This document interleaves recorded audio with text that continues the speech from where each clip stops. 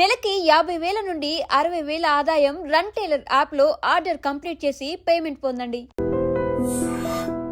మీకు జోడి ఎవరు కరెక్ట్ డాన్సర్? మీరు అలా వచ్చి ఇలా వస్తున్నారు. లేదు సీరియస్గా అంటే ఆ రోజుల్లో ఎవరున్నారు పెద్ద అయినా అందరూ ఆ టైంకి వచ్చేస్తారండి. కృష్ణ గారే కొంచెం ఇది పడతారు, మాకు మాట ఇబ్బంది పడతారు. చెప్తారు ఏంటప్పా ఈ పిల్ల చిలకల అలా పరిగిపోతుంది అంటే ఒక బీజం మొత్తం ఆడాలన్నమాట. మన హీరాలాల అంటే ఇక్కడ స్టార్ట్ చేసి అక్కడ ఎవరైనా కూర్చుంటే టేబుల్ మీద ఇక్కడ అక్కడ అక్కడ అక్కడ ఒకే బీజం అంటే వాళ్ళకి కష్టం కదా. అవును. అప్పుడు చెప్తారు కృష్ణ గారు, ఏంటి ఈ పిల్ల చిలకలాగా పరిగెత్తుతుంది, నాకు వల్ల కాదు అంటారు. అప్పుడే చెప్తారు, మీరు నడుము పట్టుకోండి, అమ్మాయితోనే పాటు వెళ్ళిపోయింది అంటారు. శోభన్ బాబు గారు బాగా శోభన్ బాబు గారు ఇడ్లీ అడుగుతారు, ఏం టిఫిన్ చేసావు, అప్పుడు బాగా ఉంటాను కదా. ఆయన అడిగేదో భయం, 3 చూపిస్తారు. 3 అంటారు, 5. ఓకే, ఈ అమ్మాయి చేస్తే ఒక 7-8 లోపల వెళ్ళి ఉంటుంది. నాకు తెలియదు, ఇప్పుడు చూసేవారే అంటారు. ఎంజిఆర్ గారు కూడా పిలిచారు. లాస్ట్ పిక్చర్ ఆఫ్రికా రాజా అన్నాను, ఫోన్ వచ్చింది. అప్పుడంతా ఫోన్ వచ్చి ల్యాండ్లైన్లో ఇలా సత్యసుల్ని మాట్లాడుతున్నామ్మా, తలెవరు మీరు ఉన్నారు ఈ పిక్చర్లో, మీరు పూజకి రావాలి అని అప్పుడు చెప్తారు రెమ్యునరేషన్ అన్నీ. సరే అమ్మ ఆ రోజు వస్తానని నన్ను పిలిచింది, నేను రాను అనేసాను. తెలీదు ఎంజిఆర్ అంటే ఏంటి, ఎన్టీఆర్ గారు అంటే ఏంటి అన్న ఏం తెలియదు కదా. నేను షూటింగ్లో చూసుకుంటాను కదా, ఎన్నో మా అమ్మాయి చెప్పింది, లేకపోతే వేరేలాగా చెప్పి ఉండాలి. వాళ్ళు పెద్ద ఇదండి, వాళ్ళు వెళ్ళకపోతే చాలా కష్టం అని చెప్పాలి. మా అమ్మ కూడా ఏం లేదు, అమ్మ వెళ్ళింది. మా నాన్న అమ్మ వెళ్తే కరెక్ట్గా అడిగారంట, జయ రాలేదా అని. లేదండి కొంచెం ఫీవరిష్గా ఉందని ఆయన కడపెడతాడు. నెక్స్ట్ ఈవినింగ్ నేను బయట వెళ్తే తెలిసిపోతుంది, ఒక మనిషిని పెట్టేస్తారు. ఎవరెవరు ఏం చేస్తారో ఆ చేతిలో ఉంటుంది.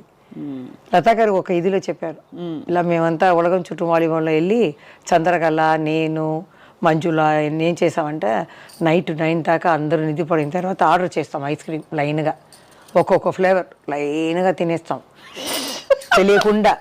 నెక్స్ట్ డే ఎంజాయ్ గారు చూసారంట, ఏంటి ఈ రూముకు చాలా అప్పుడప్పుడు 1 అవర్కి ఒకసారి ఐస్ క్రీమ్ వెళ్ళిందంట.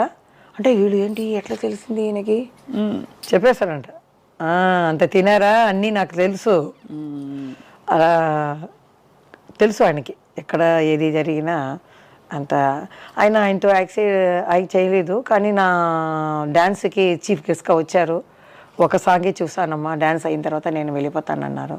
అమ్మ వెళ్ళి అడిగింది, లేదు ఫుల్గా చెయ్యండి, ఫుల్ సాంగ్ చూశారు. ఫుల్ 1 అవర్ చూసి నాకు బ్లెస్సింగ్ ఇచ్చి వెళ్ళారనమాట. సో అది చాలు నాకు. మీకు అంతా అంటే మీకు మీ కెరీర్ ఎలా ఉందంటే అందరితో అంత మంచి రిలేషన్షిప్, అంత హ్యాపీ కెరియర్, ఎక్కడ ఒక్కచోట కూడా జయమాలి గారికి కష్టం రాలేదా? మనసు కష్టం వేసిందా? ఏ కష్టం అంటారు? డ్రెస్ గురించా, మూవ్మెంట్, లేకపోతే ఎవరేదో అన్నారని కామెంట్ చేశారని ఏదైనా కష్టం వచ్చిందా? ఆ రోజుల్లో అలా లేదండి, ఆ రోజుల్లో అలా లేదు. హ్యాపీగా ఉంటాం, ఇలా కప్పుకొని కూర్చుంటాం. అక్కడ వెళ్ళేటప్పుడు అలా తీసేస్తాం, ఆడుతాం, వచ్చేస్తాం అంతే. అట్లా ఉండేది అప్పుడు.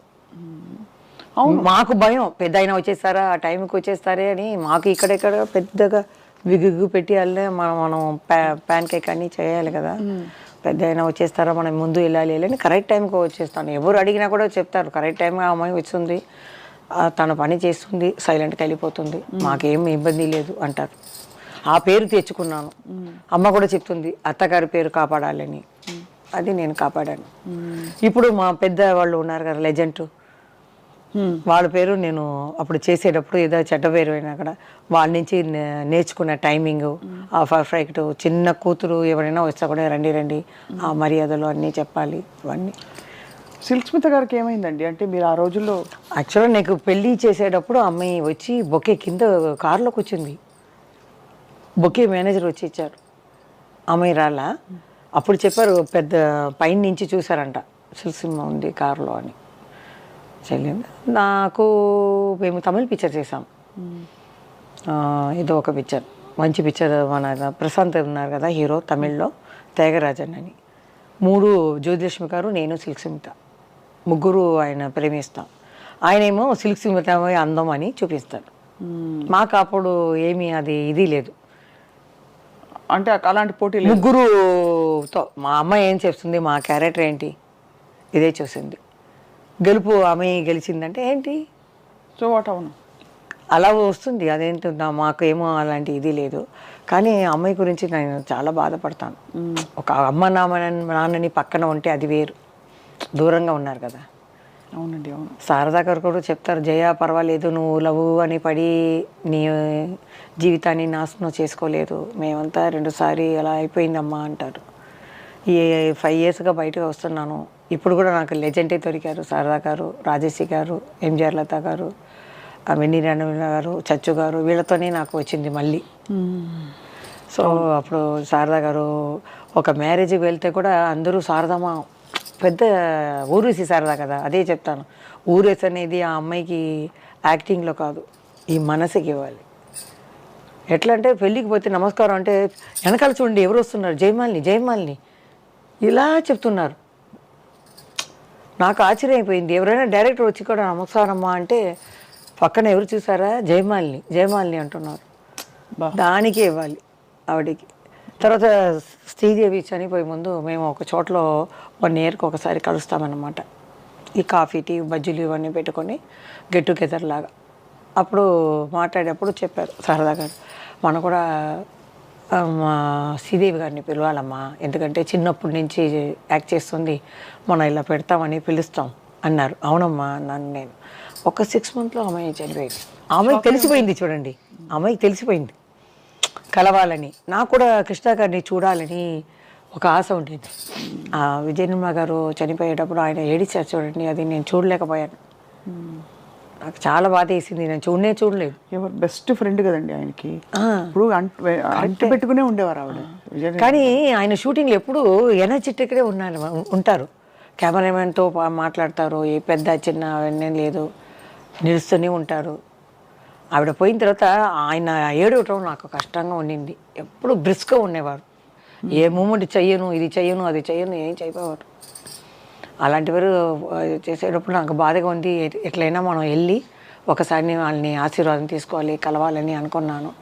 దాని లోపల అంతా వెళ్ళి పెద్దవాళ్ళందరూ వెళ్ళిపోవడం చాలా పెద్ద. అదే నాకు బాల్య స్నేహితులు అందరూ పోయినట్టు అయింది. ఇక్కడ మా అమ్మ నాన్న సిస్టర్ అందరూ పోయారు. ఇంకా కొన్ని ఉన్న సిస్టర్లు అంది దూరంగా 25 కిలోమీటర్లు చెన్నైలోనే దూరంగా ఉన్నారు. అప్పుడప్పుడు కలవటం కష్టం కదా. వాళ్ళందరూ గుర్తిస్తారా జయమాలిని గారు, మీరు కష్టపడి మీరు ఒళ్ళు వంచి పనిచేసి వాళ్ళందరినీ కాపాడి చూసుకుంటే? అంటే ఒక సిస్టర్ ఎక్కువ అనుకుంటుందండి, మిగతా మా అన్నయ్యాలని ఇప్పుడు కూడా ఏదైనా ఇస్తారా అనుకుంటున్నారు. ఇప్పుడు అదైందండి. ఆ కాలంలోనే ఉంది చూడండి. ఆ కాలంలో చూస్తారంటే డబ్బు కోసమే కాంచనా గారికి పెళ్లి చేయొచ్చు కదా. అంతకది ఎంత చంపాయించింది. ఆ ఇంట్లో ఎవరో చేయగొట్టి కదా పెళ్లి కాలేదు. కాంచన గారు చాలా బాధపడ్డామండి చూసి. చచ్చు గారు ఫ్యామిలీ కోసం వచ్చేవాళ్ళు వాళ్ళు. మీ పెళ్లి మీరే చేసుకున్నారా, పెద్దవాళ్ళు చూసారా? పెద్దవాళ్ళు అంటే శివాజీ గారి ఇంటికి అప్పుడు వెళ్ళి చెప్పేవాళ్ళు. శ్రీదేవి అమ్మ కూడా, మేము కమలమ్మ గారి దగ్గర చెప్తాం ఈ అమ్మాయికి ఏవైనా. అప్పుడు ఈ సినిమా ఇండస్ట్రీ అక్కడ వెళ్ళిపోయింది ఇక్కడి నుంచి. అప్పుడు నేను కూడా యాక్ట్ చేయటం కొంచెం డౌన్ అయింది. అప్పుడు అమ్మ చెప్పారు, మనం ఇప్పుడు మళ్ళీ డ్యాన్స్ గీన్స్ చేస్తే ఆపేసి మంచి క్యారెక్టర్ అయినా మనం చేసుకోవచ్చు అని. దాని లోపల అప్పుడు దొరకడం కష్టం. మీరు చూడండి, సుమలత గారు ఏ కన్నడ స్టేట్ల నుంచి వచ్చింది, అంబరీష్ గారు. అప్పుడు అన్నీ మ్యారేజ్ అయిన వాళ్ళు, మనకన్నా పెద్ద నాన్న వయసులో ఉన్న వాళ్ళే ఉన్నారు. అందరూ పెళ్ళి అయిపోయింది. సరే ఎవరు లేదు. జయసుధా గారు కూడా ఒక ప్రొడ్యూసర్ తమ్ముడిని పెళ్లి చేసుకుంది. ఎవరు అప్పుడు లేదు, పెళ్ళైన వాళ్ళని పెళ్లి చేసుకోకూడదు, అది ఇది కాదు, సెట్ అవ్వదు. అదే చెప్తున్నారు శారదా గారు తప్పించుకుని. అప్పుడు మేము చెప్పాము, ఇలా అమ్మాయికి చెప్పండి అంటే. చెప్తే శ్రీదేవి అమ్మ కూడా చెప్పిందండి, మా లెవెల్కి ఒక 4 షిప్ ఉండాలి. అప్పుడంతా షిప్ చెప్తారు, అలా ఈక్వల్గా చూడండి అని. మా అమ్మ చెప్పింది, డబ్బు గిబ్బు ఏమీ లేదు, ఆ అమ్మాయికి 2 ఇంట్లో నుంచి వస్తుంది డబ్బు, ఆ అమ్మాయిని చల్లగా చూసుకోవాలి, నువ్వు అలా చేసావు ఇలా చేసావు ఆడకూడదు, బాగా చూసుకోవాలి, అది చాలు అన్నారు. అలాగే మా అన్నయ్య ఫ్రెండ్ అనమాట, చూశారు. మా అమ్మ సెలెక్ట్ చేశారు. సెలెక్ట్ చేసి ఓకే అన్నంత మా అత్తగారు కొంచెం ఇష్టపడలేదు సినిమా వాళ్ళని. కానీ పక్కనే ఉన్నారు కాబట్టి నేను గుడికి వెళ్ళడం అన్నీ తెలిసింది, మంచి అమ్మాయిని తెలిసింది కాబట్టి ఓకే అన్నారు. తిరుపతిలో జరిగింది పెళ్ళి 94లో, 95లో బాబు పుట్టాడు. సో కాబట్టి ఏం ప్రాబ్లం లేదు.